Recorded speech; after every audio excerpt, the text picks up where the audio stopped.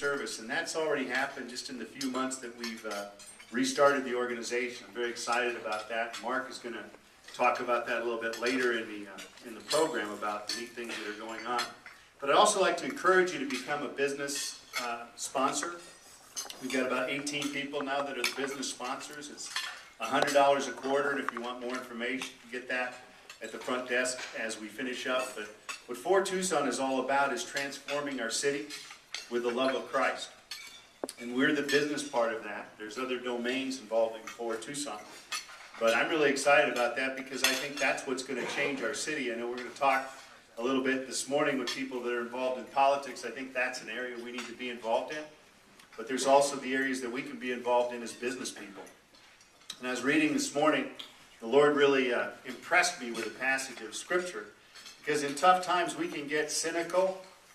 I don't know about you, but I get that way. I get discouraged. But the Bible tells us in 1 John that if we say we love God and we don't love our brother, then the love of Christ is not in us. And then when Jesus was talking about who we're to love, he said, love your enemies and pray for those who persecute you. So we as business people, we get an opportunity to show Christ's love to the people we work with in business, to the clients that we have, even to our competitors. It's kind of hit me last week because I was doing another luncheon and with a different candidate, and I was talking to the candidate's press person about them coming on our radio station, KVOI.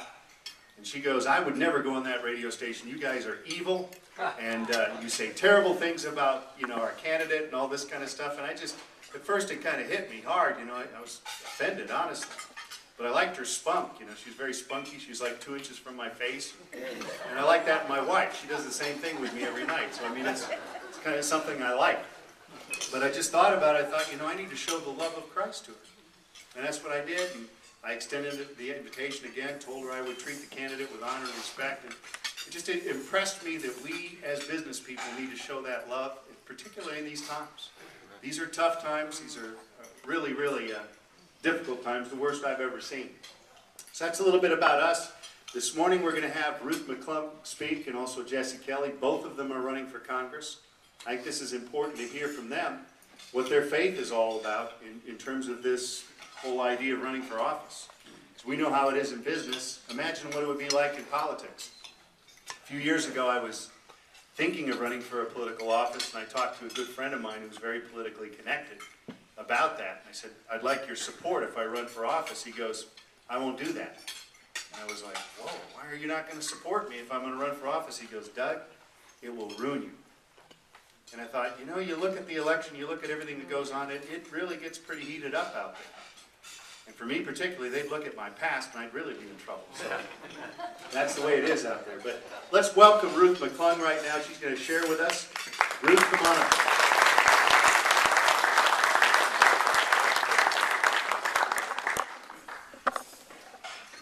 I wanted to thank all of you for having me here today. I'm running for Congress, District 7. Just to specify, I'm not running against Jesse Kelly.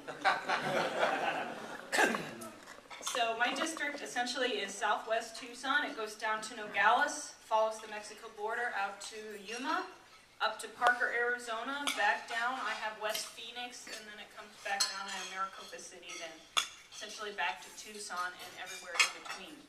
I'm doing quite a bit of driving right now, reaching out to the district, and this district in particular is hurting quite a bit. You have Yuma has the second highest unemployment in the nation right now. West Phoenix is essentially ground zero, and I was showing a friend of mine who's a U.S. Marshal, my district, who goes, you are aware you have the biggest drug corridor in the United States right through your district. And so I said, yeah, I guess I kind of knew that as well. But this district is hurting. And this is a district that definitely needs a change in representation, I believe, and quite a bit of prayer and people that really care about this district. And I have so many people helping me on my campaign. This campaign has really taken off really at last minute here. But it's not because of me, it's because there's so many people. I'm looking at Christina, who's been working with us for probably over a year now. But there's people across this district. And there are different party affiliations. There's Republicans, which I'm a Republican, but I have Democrats helping me. I have independents helping me. this is more than about party politics right now. This is about actually reaching out to people, helping people, and changing this district for the better. To tell you some more about me personally and about my faith, I was raised in a Christian home.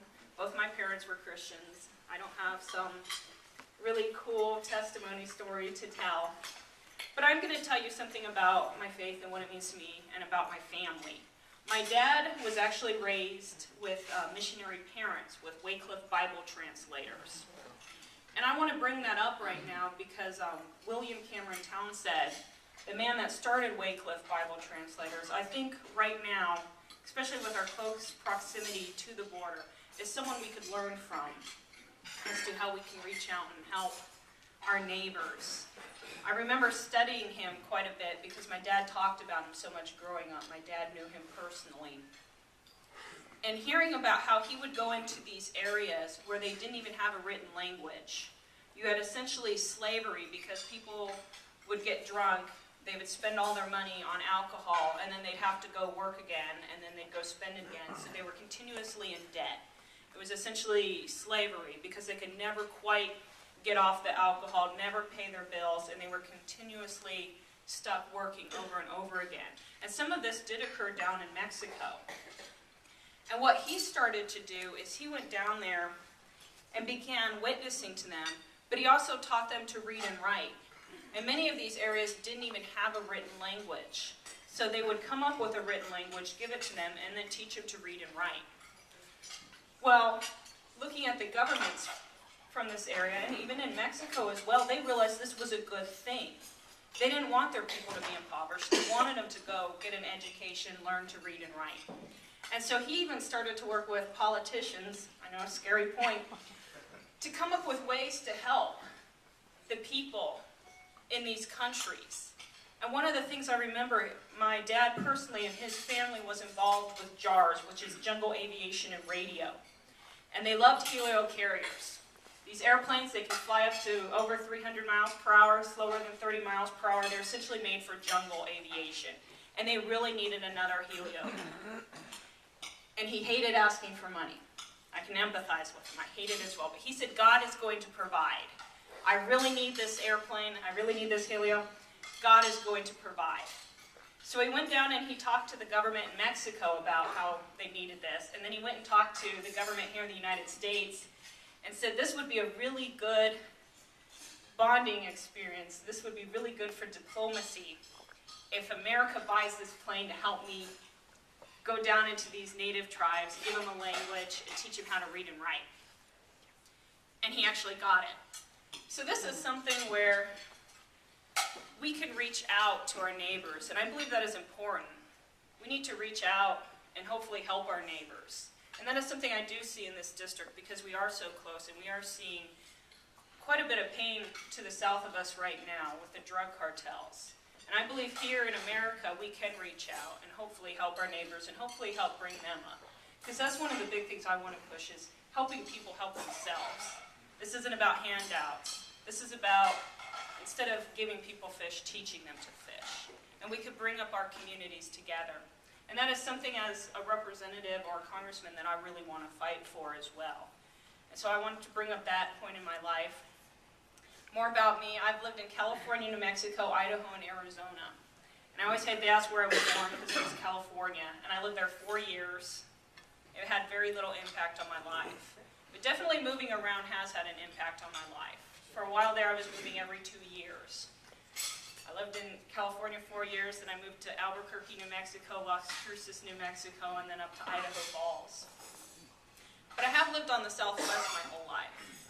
And this has given me a greater understanding of various aspects of the Southwest. And you can compare the goods and the bads of various areas and hopefully bring that up. So I'm very excited to represent this area. And I know that I bring up various areas of living in New Mexico, and this is how things were done. And that does get brought up quite a bit when we're discussing the border, because I've lived on the border in 2 different areas, and they're very different. So I have different perspectives. Also living in various agriculture areas. Obviously, Idaho's the potato state. Everyone brings that up to me frequently. But I've been able to live in agriculture up in the Northwest and also dealing with areas in Yuma in the Southwest, and there's quite a few similarities. And I'm able to bring up points that a lot of these things would not only work for here in the Southwest, these ideas such as a guest worker program that I'm a huge advocate of, but they would also work up in Idaho, because I know that we had buses of people come up there every year as well. So I believe my ability to live in all these places and to reach out is going to be highly beneficial. But what I want to ask from all of you, we are in a Christian breakfast, but I'm asking for as much prayer as I possibly can get. Politics is nasty. It's definitely one of the nastier businesses I've ever tried. I am a physicist. My background is I'm a guidance navigation and control engineer. But it is getting nasty. And not even so much for me right now, though there is quite a bit of lies going on. But I'm starting to hear things happen to volunteers. A guy came up and told me about how his window had been broken because he had one of my signs on the back of his car. And this is stuff that we do not want in this area. And so I would ask for prayer in that area. Just that, number one, the truth comes out, because it's the truth that really does set us free. And number two, that we wouldn't get all this, this fighting back and forth. And that everyone involved would be kept safe in this, because I am worried about everything involved in here. And I wanted to thank you all for having me here. I try not to get too political at things like this about my issues and things, but it does sound like we're going to open up for questions later. So,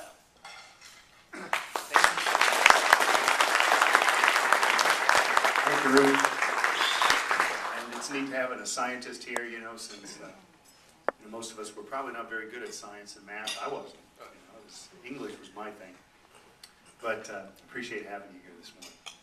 You know, you've heard a lot about the candidates and about the politics, but you haven't heard about their faith, and it's just neat to hear that story. I didn't know about, you know, your involvement or your family's involvement with Wycliffe. I think there's a Wycliffe Center up in Catalina, right? my grandma was. Really? Wow, that's something I didn't know. So that's neat to get to know you a little bit more and hear that about you and your background. You know, Jesse Kelly, you've heard about him, and he is a former Marine, and for someone like my wife and I, that means a lot. And also Barney, your son's over in Marja right now. My son was in Marja for 8.5 months, and you know, when I think about how tough it is in business, he didn't take a shower for like 6 months. So, I mean, you know, and he said he smelled the same as he used to when he was at home, so that's always interesting. But let's welcome Jesse this morning, and he's going to share with us as well.